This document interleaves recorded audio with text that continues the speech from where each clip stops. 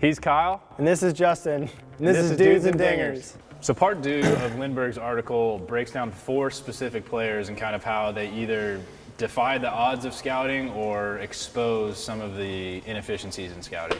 The first one that they talked about was Travis Hafner. Yeah, it's interesting to see because in all 4 of these examples, they were wrong.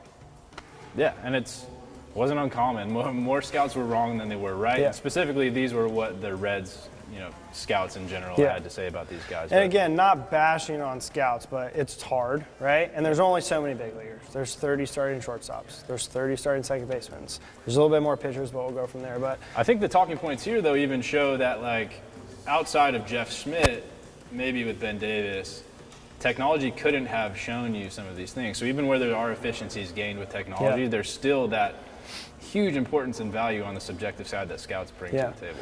Yeah, so starting with Hafner, he was unconventional. He came from a JC, went to pro ball, so he's not necessarily like a top prospect, but he was able to look himself in the mirror every year and make adjustments at each level. He was patient with his approach. He changed some things. He talks about eliminating the leg kick when he got towards the middle of his career, simplifying things, getting it down. So he didn't necessarily have all the tools right out the gate, but he progressed every single year that he had to and ended up being a huge impact player at the major league level. Yeah, he was almost the opposite of a Ben Davis. I think his nickname was something along the lines of like donkey or like a hybrid of a donkey because he wasn't super appealing to the eye, but I think like he had an edge because he didn't take that conventional path to playing pro baseball. When you have to go through being a guy who plays in JC and then work your way up just to get an opportunity to play D1, scouts automatically assume like, all right, he didn't take the path straight from high school to a Division I college. There must be something off here. Yeah, but that was probably to his benefit. Yeah, and that goes to the point where past performance doesn't necessarily lead to like what you're going to do in the future. Like when you peak and how you figure it out, there's guys like the Justin Turners of the world that